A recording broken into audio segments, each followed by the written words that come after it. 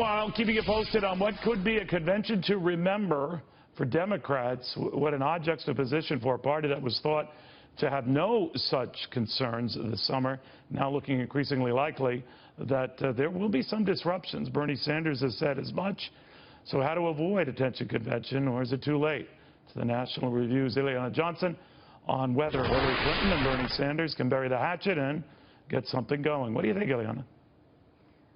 I don't think they're going to be able to avoid some sort of melee at the convention over the summer. Bernie Sanders continues to gin up his supporters and pit them not only against Hillary Clinton, but against the Democratic establishment itself. Just yesterday, he endorsed Debbie Wasserman Schultz, the Democratic Committee chairwoman's primary opponent, and I think it's really a sign that he is not letting up, even as Hillary Clinton is essentially ignoring him and turning herself and pivoting to the general election, all of her messaging really against Donald Trump and acting like this primary doesn't exist. Bernie Sanders still 100% in primary mode, doing as much damage as he can to Hillary Clinton. Did she create this mess, though? I mean, he has won 20 states. He's still 3 million votes behind her, but he, as a challenger, has gotten a near record number of votes to the front runner. And I'm beginning to wonder whether she or her people botched it early on when they could have cobbled together something. What do you think?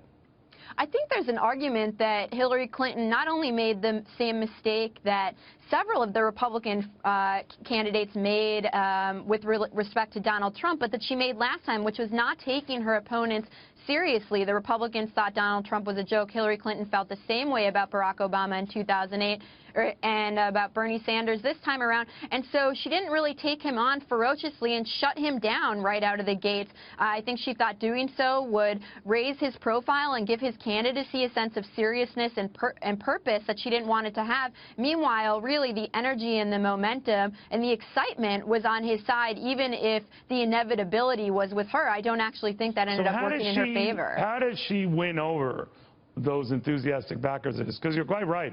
If there's any sort of enthusiasm or pickup in activity or just jazz going on with Democrats, it's really his supporters. So how do you keep them happy? Some say you put him on the ticket. What do you think?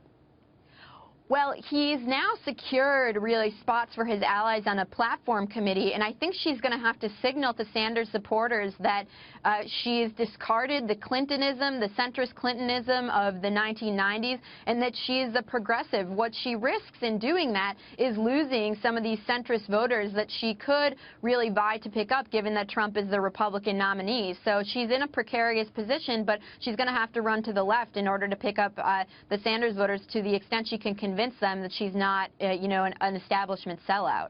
Now, it's always possible that the cooler heads will prevail.